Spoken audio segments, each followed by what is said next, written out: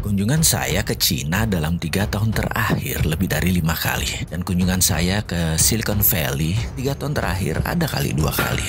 Ada beberapa hal yang saya bisa kesimpulan dari perjalanan bisnis saya. Perusahaan besar seperti manufaktur dan heavy industry menggeser fungsi SDM atau labor force mereka ke tingkat 0. Kalau perlu tidak pakai buruh lagi. Untuk menggantikan skill worker ini mereka ganti dengan robot artificial intelligence. Perilaku buruh yang suka demo, banyak mengeluh, harus dididik, diajari, menjadi berkurang sehingga 90%. Dan ini meringankan kerja bagian HRD. Ini ibarat mobil pakai kopling lalu diputuskan pakai otomatis. Itu menghilangkan lebih dari 40 bagian dari engine mechanical mobil tersebut. Selain lebih efisien di tenaga kerja, maka lebih kecil human error dan kecelakaan kerjanya. Karena kesalahan kerja yang menjadi kecil tersebut dan mesin yang menjadi lebih cepat tersebut, produksi bisa meningkat 2 kali lipat dibandingkan dengan menggunakan tenaga manusia. Teknologi AI, Artificial Intelligence, robotik tumbuh pesat 3 tahun terakhir dan 5 tahun ke depan makin ngeri lagi pertumbuhannya. Industri garment, industri otomotif, elektronik, dan banyak lagi telah mengganti hingga 80% labor force mereka dengan teknologi dan sebentar lagi akan merambah Indonesia. Apa yang terjadi dengan tingkat pengangguran di Indonesia kalau hal itu terjadi?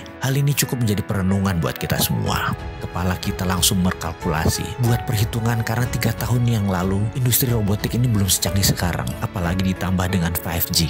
Kedepan jika ada 5G, robotik akan semakin maju pesat. Bagi perusahaan, walau lebih mahal sedikit investasinya atau kira-kira naik 20% dengan menggunakan robotik, namun karena perilaku manusia modern yang ribet cara berpikirnya, complicated, banyak ngeluhnya, banyak perusahaan besar menganggap lebih baik tidak pakai manusia modern yang terlalu banyak informasi di kepalanya. Pendapat saya pribadi, 50% manufaktur di Indonesia dalam 3 tahun ke depan akan menggantikan semua dengan mesin. Indikasinya, sekarang semua manufaktur besar yang ada sistem mekaniknya pasti akan dirobotkan, pengangguran pasti meningkat tajam. Dan bagi perusahaan besar, nggak peduli. Yang penting margin keuntungannya bagus dan bisnis berjaya. Lalu apa yang terjadi dengan SDM tersebut? Ya pengangguran lah pasti di mana-mana. Sebenarnya ada nggak sih yang mikirin solusinya ke depan bagaimana?